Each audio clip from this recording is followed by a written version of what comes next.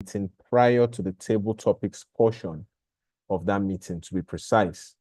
The table topics master gets to come up with topics, and at that moment, you are asked the questions and you have to speak spontaneously. For me, table topics is the best part of any Toastmasters meeting. It introduces a sense of novelty, spontaneity, and fun. Every meeting deserves to have table topics. As the table topics master, what should you do? You are responsible for preparing before the meeting the questions that you're going to ask to both members as well as guests. The questions ideally should line up with the theme of that meeting. Most of our meetings, if not all, usually have themes. As a table topics master, just to buttress that we're focused on this theme, all your questions can align with the theme. You are someone that is helping speakers ideally become better and more confident speakers.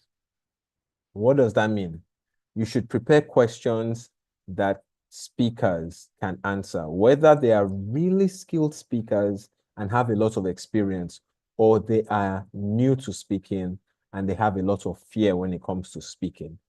This means that when you are preparing the questions, you should have this in mind. In fact, you can perhaps tailor different types of questions for more experienced speakers and for speakers that are not so experienced. And you have the flexibility to make it as engaging as you want. Some people, especially now that we're in the virtual space, have things like wheels. They'll put either PowerPoint or some other app on the virtual space and ask you to ask a question. The wheel might roll around. So many creative ways of asking these questions and engaging the audience. Just think, ask questions, do your research, and you can come up with many fun ways to ask questions. That is something you have to do before the meeting commences. What else should you do? Please get the agenda. Your club, not your club, get the agenda of the meeting you're going to be playing the role of table topics master in. Know how much time has been allotted to you. Once you know how much time has been allotted, that will help you determine the number of questions you probably are going to ask. How would you do that? You can leave maybe 1 minute or 2 minutes for your introduction, maybe 1 or 2 minutes for conclusion, leave time for maybe voting, 1 minute, leave time for the timers report just before voting, leave about a minute for transition in between the speakers you choose, and 2 minutes for all the speakers. Now, I may have said a lot, but I hope that gives you an idea of how you should actually prepare to know the number of speakers you have. Let's take the assumption that you're going to have 3 speakers for a specific meeting. That doesn't mean you should come up with only 3 questions. Anything can transpire in a meeting. You may be allotted more time. Even though you've calculated based on the agenda how many speakers you can take, 3 for these examples we're given, still prepare more questions, maybe 6. Why is that? If your club is a club that has prepared speeches before table topics, and maybe 1 speaker doesn't show up, suddenly we have about 6-7 minutes available, and the Toastmaster of the day wants to fill it up. He now thinks, why don't we use table topics? If you only prepared 3 questions, this might be a point where you are ill-prepared, and maybe that prevents you from performing the way you would have if you were not suddenly given more questions that were needed for the table topics portion of the meeting. What am I saying? Please over-prepare. Have more questions than are needed. It's better to have more questions than fewer questions. So if the time permits, you can just go and ask more of the questions you prepared. This is very important. Note, as the table topics master, you get to learn a lot. Not only are you benefiting the speakers, You as a table topics master, you learn a lot. Your planning improves. Your ability to think about the speakers, prepare questions that ideally they can all answer, prepare tailored questions to more experienced speakers, less experienced speakers, learn how to call up people to speak during the meeting. And what do I mean by this? In our meetings, hopefully we have guests. Hopefully we have first-time guests as well. These people are not familiar with what table topics is. As a table topics master, you prepare your introduction properly before the meeting commences. During the meeting, when the table topics portion of the meeting starts, the Toastmaster of the day is going to introduce you. You will come up and explain what table topics is. The portion of the meeting where you get to speak on spontaneous topics, meaning topics that you're just given on the spot.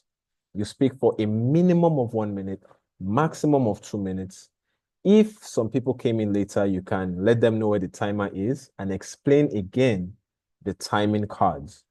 For our guests, if they are scared of speaking, once they see green and they were not in the room when the timer explained, they are flustered and will probably just stop speaking or just ask, please, what does that mean?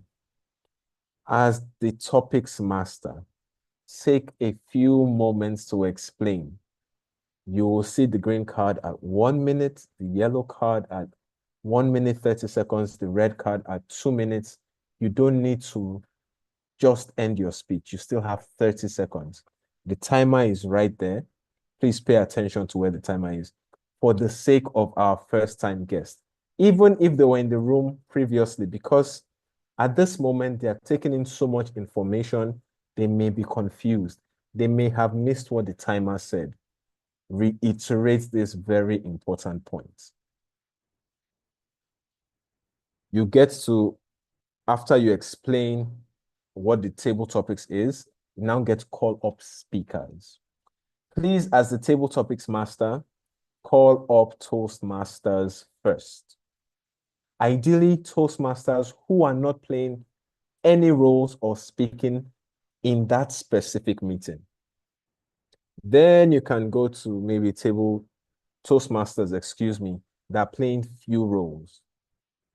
And perhaps others that are playing other roles. But start with Toastmasters that are not playing any roles before you now go to guests. So you can call a few Toastmasters, depending on how much time you have. 1, 2, maybe even 3, if you have enough time, before you now call guests. I have been to meetings where they've stated that table topics is for guests. Please, it is not. Table topics prepares us more for life than prepared speeches, because most of the engagement you have with people in life, you don't know the topic in advance. You get to know it there. If your brain is not prepared to learn how to speak at that moment, you are losing out on so much.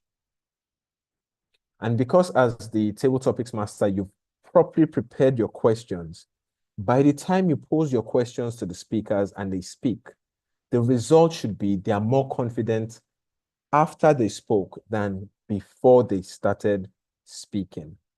Don't create questions that are so complex that they don't know what to say, or the goal is, I want to ensure that they falter. That is not the goal. You want to show them that they actually can speak. This is not as hard as you think it's going to be. Explain what they can do to actually perform better if they are scared of speaking. And note, I highly encourage, if you're playing the role of table topics master, if it's a physical meeting, please show up early. If it's virtual, log in early and engage with guests. Why do I recommend this? Because this is an opportunity not only to improve your interpersonal communication, but to get to know the guests and inform them about table topics. In essence, sell the benefits of table topics. It's not difficult. You get to speak for a minimum of 1 minute, maximum of 2 minutes. It's so much fun. And I'm stressing how you sell it, because if you go and explain that it's very scary, people don't want to speak during this segment, and you now say, are you willing to speak? Please. How many people do you think will say, yes, I am willing to speak? No. Sell table topics. When guests say, oh yeah, I'm willing to try that, then you can take their names. Please do not force any guest to try and take part in table topics. I don't think it's respectful, and it can be very embarrassing for some of them. We don't understand what they've experienced when it comes to speaking before an audience, and we need to respect their decision. But as a top-notch salesperson, the table topics master you are, I do believe you can persuade a few of them if you show up early enough. For the virtual space, just private chat them, or if really you're that early, you can unmute and speak generally to the guests available, selling the benefits of table topics. Take down their names, so when the table topics portion of the meeting commences, you don't have to spend 1 or 2 minutes, maybe even more, because I've actually seen this happen for more than 2 minutes, saying, do we have volunteers? Do we have volunteers? Do we have volunteers? It's a waste of time, as far as I'm concerned, but sometimes it may not be feasible. If you can make it happen, make it happen. You don't necessarily need to get permission of Toastmasters because we've paid, we want to improve. So most of us, if you call the name of the Toastmaster, by all means, they'll come up and speak. But if in your club, you do have those Toastmasters that they are really scared of participating, then do get their permission before you call them up to speak. You call them up to speak in sequence. Please get their names. The table topics evaluator, as well as members of the audience, need to get their names so they can, for the table topics evaluator, give feedback. Members of the audience, so they can vote.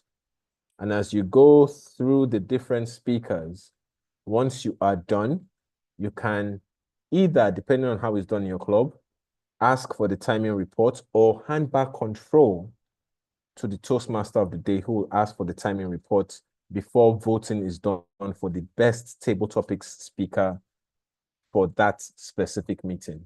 In summary, that is what you do as the table topics master. As I said before, for me, the table topics portion of the meeting is the most fun. I love it. I love it every single time. And I highly encourage you to please participate in it as the table topics master if you've never done so before. Do we have any questions or any comments regarding the role of table topics master? And by comments, I mean something that you think will be beneficial for the rest of us in this meeting. You can send your questions or comments in the chat box, or you can just raise your hand and I'll call upon you and you go ahead and speak.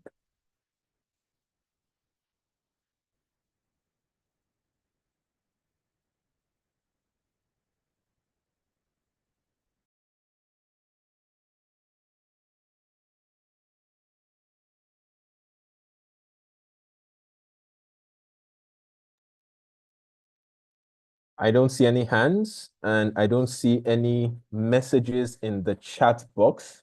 My assumption is we either don't have any questions or maybe the questions will come much later. Please, if the questions suddenly pop into your mind as we proceed, feel free to type the questions in the chat box. For those of you just joining, we are done with the table topics master role. If you joined for that, I apologize that you're just joining now.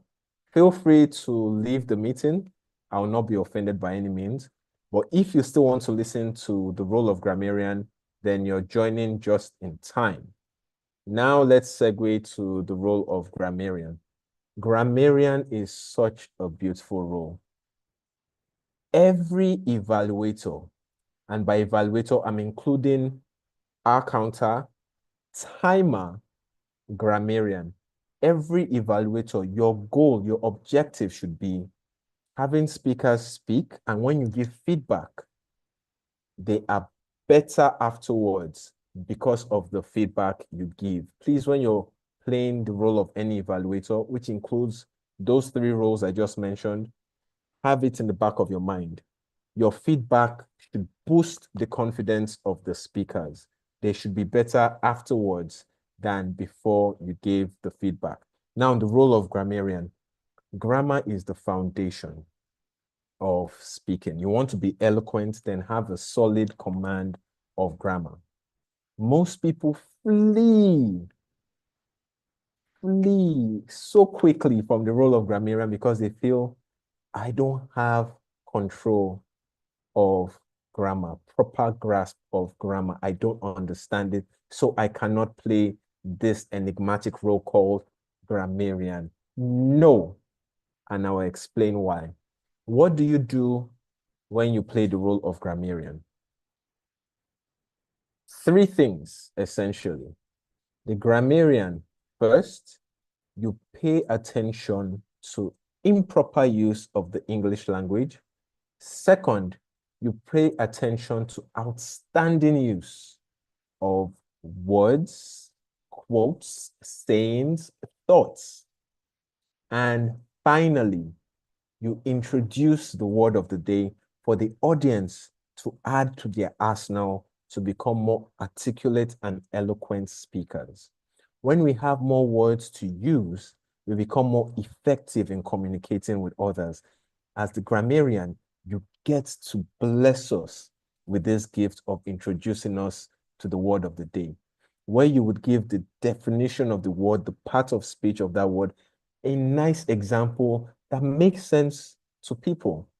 Please let it not be an esoteric example. I am reading that example and I am confused. It does not help me. To the best of your ability, let it be simple enough where I see the word, I read the definition or listen to it from you, and when the example is stated, it makes more sense to me. Please put in that work of breaking it down to make it easier for the audience rather than more complicated for the audience. Toastmasters International has a script where they've already broken it down to the name of the person, the use of the word of the day, how many times they used it, the name of the person, poor grammar, poor use of the English language. You take note of that. Name of the person, outstanding use of words, quotes, sayings. It's there, so you can download that and take it to the meeting, or download it and have it with you when you join a virtual meeting. If you feel you are bad at playing the role of grammarian, then play it to get better. Usually when we play, we prepare for that role. And how do we prepare? Before the meeting, know what you're going to do. Get the agenda. Know how much time has been allotted to you. You're going to explain your role like every other role player. And in explaining your role, you should have your intro, body, and conclusion. Is very simple usually. Just explained that you pay attention to those three things. You listen to everyone that's spoken and you give feedback on those three at the end of the meeting. Very simple, very straight to the point. But start doing that from the very beginning of the meeting to the point you are called upon to give your feedback. Note, as the grammarian, when people use the word of the day improperly, please take note. When they abuse the word of the day, please take note. And what do I mean by abuse the word of the day? If I am participating in table topics, for instance, I get to speak for a minimum of 1 minute, maximum of 2 minutes. If I use one word 10, 15 times, minimum of 1 minute, maximum of 2 minutes, do you think that is a good way to use the word or a bad way to use the word? Some of us don't think about it. But in a short time, 1 to 2 minutes, using a word for 10, 15, 20 times, it's an abuse of the word. It becomes mundane. You begin to lose your audience. There's a reason we have synonyms. Even though you may be saying the same thing, just introducing different words keep it more engaging. Your audience pays more attention to what you're saying. They're not confused or distracted by the same word that comes every 5 words. No. And for some of us, it seems like it's a lot of fun. I know my club, we do that quite a bit. We try our best to use that word of the day as often as possible. Unfortunately, it becomes an abuse. Remember, we're introducing the word of the day to help us become more eloquent, engaging, articulate speakers. Let us not practice using it the wrong way. As the grammarian, I think you should mention it to the audience when people drift towards abusing the word rather than using it at a frequency where it begins to register in their mind that this is a new word and this is how it should be used when I am speaking the beautiful language called English. That's something that many grammarians don't take note of, and I recommend that you actually do. You're helping the speaker become a better, more effective speaker, rather than just telling them use it as often as possible. No, that's boring, distracting. You lose the effectiveness of your speech. That is very important. Now, if you feel I don't get the concept of what good grammar really is, I'm not good, I'm bad, which a number of us feel we are. Note, to become better, you actually need to practice more. You have a better command of grammar by trying to be better in utilizing grammar. And when you're playing the role of grammarian, it emphasizes just that point. Prepare in advance. If there are areas you feel you're weak, then please try and improve upon that. If there are areas you're strong in, then by all means, get all you can get that focuses on that area in the meeting. Some ways of improving your grammar. Watch shows that have great grasp of proper grammar usage. Read well-written books. Maybe watch documentaries as well, that the grammar is proper, it's spot on. Spend more time with people that have great command of the English grammar. Intentionally become a person that actually wants to improve their grammar. And if you don't get to play the role of something like grammarian, most times we don't pay attention to this. And get books. There's someone in the Toastmasters space. A few of us will know him, the English doctor. He wrote a book on grammar. Get his book from him, Toastmaster Craig. Purchase it. Someone that got it recently sent me a message that is such an easy read. She's so grateful she got it. Reach out to Toastmaster Craig and buy his book and start going through it. When you are bad at something, don't run away from it. Run towards it. Do it more. Become better. The role of the grammarian is an asset to you because it forces you to become better in your use of grammar, and it helps the audience pay attention as well to their use of grammar. And by the end of the meeting, when the general evaluator comes back to call upon you, you get to give your report. Once again, on three things: good use of the English language, meaning outstanding words, quotes, sayings, thoughts, improper use of the English language, and finally, highlighting people that use the word of the day appropriately and how often they use the word of the day. That is a simple summary of what the grammarian gets to do. If you have been running away from playing the role of grammarian, like most of us, I highly encourage that you please play that role. It will be to your benefit as well as the benefit of those in the room. And those points I listed, pick one, pick two, and see how you can incorporate it to your daily life so that your grammar improves. If you don't have a good book to help you improve your grammar, please reach out to Toastmaster Craig. I think his book is very beneficial. If you don't have his contact, you can reach out to me. You can reach out to someone else. Most of us know who he is. Please reach out to him and say, Toastmaster John said that you should please get a copy of his book, Elevate Your Expressions, to help you improve your grammar. At this point, if we have any questions pertaining to the role of grammarian or any comments that will benefit all of us in this room. You can raise your hand or simply send a message to the chat box, which will be attended to.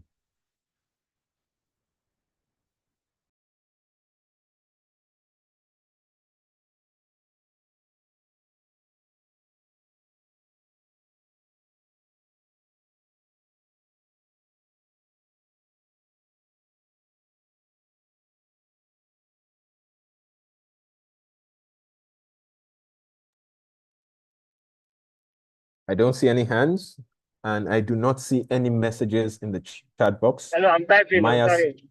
Okay, you're typing. All right, we'll do. I'm typing. Oh, can you hear me? No problem. I can hear you clearly. Okay, can you hear me clearly? Thank you very much, Mr. John. I just want you to talk about. Sorry, because I was asked about table topic master. I was not. I was in a place where I could not talk when you asked for questions on table topic master. So it's about when people when we have table topic master. Majorly, we always focus on the guest.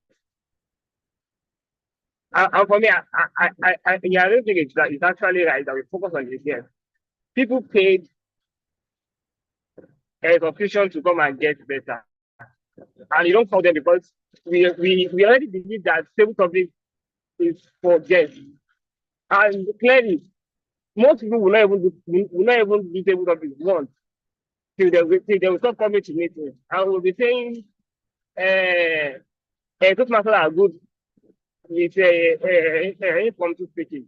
I just want you to address that. Is it that it's just for guests alone, or it's something that has been that has been patterned or something like that? I just want you to address that. Thank you so much for that, Toastmaster Kudus. Great question. I actually mentioned it earlier. Before I address it again, Toastmaster Maya, this is actually on YouTube, Seaside's page. Every time it's recorded, you can just go to YouTube, search it, you'll see the recording. It's currently being recorded. You can get it there on YouTube. Now, to come back to Toastmaster Kudus' question, a number of people say that table topics is for our guests. That is wrong, please. Table topics is not for our guests, it's for members as well as our guests. In fact, if you have to choose one or the other, lean more towards members. We are here to get better at speaking off the cuff. We should be given a topic and be confident that we can give an effective speech. Introduction, body, and conclusion without knowing the topic in advance. By doing it regularly, your brain is trained to almost instantly, in a matter of seconds, to put thoughts together, things that you were not able to do before, but because you repeatedly did it, you become a master of doing that. And some people will hear you speak and wonder, how on earth can you just hear a topic and suddenly put your thoughts together like that? It's almost like a prepared speech. Yeah, the brain is amazing. Our brain continues to evolve based on the information and the challenges and the training that you give it. If it's trained to speak on topics it was not aware of before, it quickly adapts to handle it faster than it used to do before. For those of us that have a meeting master, be a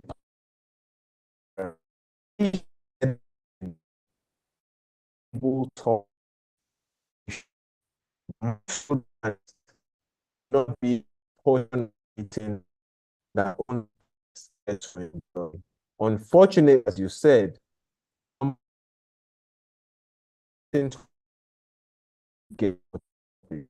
should be and a lot of benefits that come from topics. Great question. Thank you for asking that. It is now 9:30. We have this training from 9 to 9:30, and I'm a man that keeps to time. Our promise is that we'll let you go by 9:30. Please, we are officially done. Nonetheless, if you still have questions or comments, I'm still here. I'll attend to as many questions or comments that we might still have, but we are officially done. Feel free to go and enjoy the rest of your evening, sleep, watch a movie, whatever it is you have planned for Friday night and the rest of your weekend. But my one challenge again, please, if you've not played the role of Table Topics Master or Grammarian, or you've just not done it for a long time, except for new members, people that just joined, I highly encourage that you play those roles. They are beneficial for you as well as others if properly done. So please have a great night. Or if you have questions, as I said, you can raise your hands and ask your questions, or you can type them in the chat box and we'll attend to the questions or comments.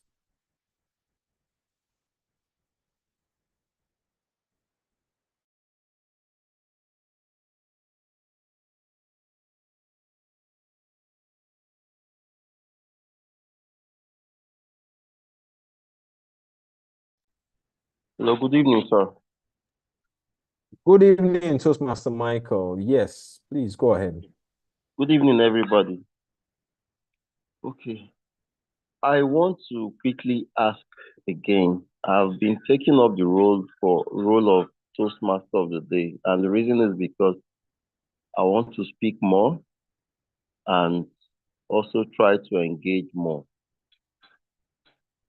First of all, I wanted to reach out to you at the last meeting. I was glad to see that you were in the meeting, at least for feedback on how I performed. If I was able to also handle things the way you taught us, you've been teaching us, that is one on the side. And secondly, the Toastmaster of the day, I tend to make it more punchy because I've discovered that sometimes we tend to drag our meetings unnecessarily somehow. So I tend to want to try and make it more punchy so that at least we could also have, if possible, have like at least 10 minutes before, 10 minutes ahead, so that when you hand over to the president or whoever is closing the meeting, he will still be able to have enough time to make announcements and also engage newcomers to introduce themselves to the club before the after the post meeting engagement of membership drive. So I don't know what you have to say about that. Great question, Toastmaster Michael. Toastmaster Kudus, is this still going to be recorded or should it be separate from today's trainings? Just to confirm. Okay, maybe we should just end the recording so that it doesn't get unnecessarily long. Please, yes. You can end the recording, please. Toastmaster Michael, first, I commend you for wanting to speak more. And for the rest of us in the room, playing roles is one of the easiest ways to speak more. When you say you're giving a prepared speech or table topic speech, there can be a lot of pressure